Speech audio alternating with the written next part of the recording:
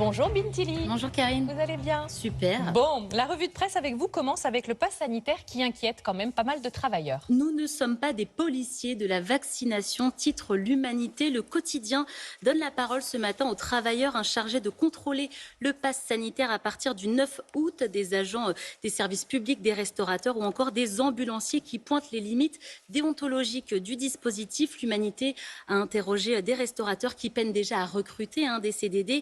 Ils sont en sous-effectif, difficile d'assurer en plus les contrôles.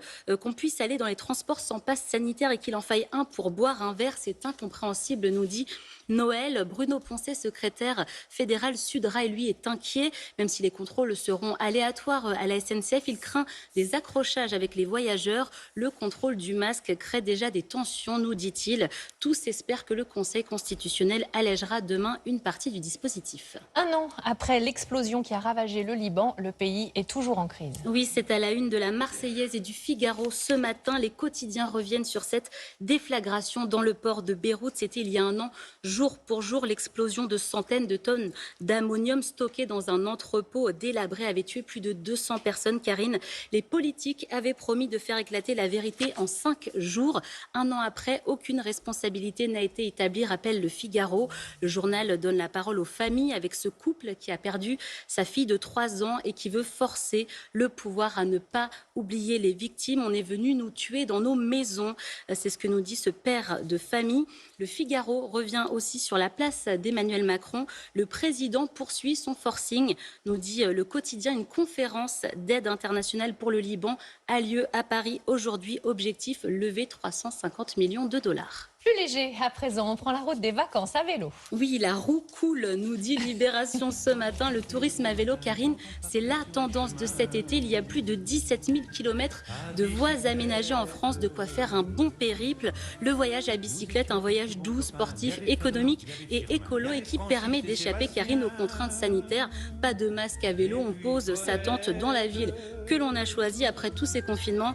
Ariane, 24 ans, a décidé de faire un tour de France. Elle est partie de son Alsace natale, direction Narbonne, en passant par la vallée du Rhône avant de rejoindre La Rochelle par le canal du Midi. Le vélo, Karine, qui séduit aussi les plus âgés grâce à l'électrique. La fréquentation des voies cyclables en France a fait un bond de 31%.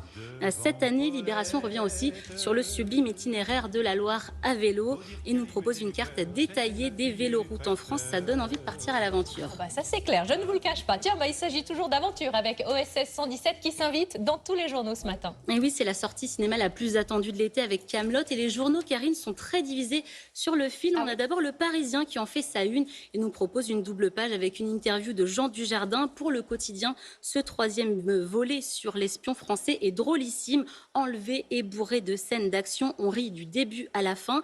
Sentiment partagé par les Échos qui parlent d'un retour gagnant pour l'espion crétin. Libération et l'Humanité, en revanche, se payent le film et parlent d'un retour raté sur fond d'imagier post-colonial.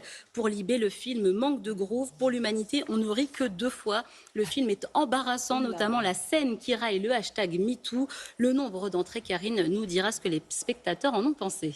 On termine avec 3 dessins. Oui, dessins du Canard enchaînés ce matin qui reviennent sur les vidéos d'Emmanuel Macron. Le chef de l'État, vous le savez, a commencé à répondre aux internautes concernant le vaccin. Macron fait des vidéos seul à Brégançon, à défaut de les faire à Fort Boyard avec McFly et Carlito.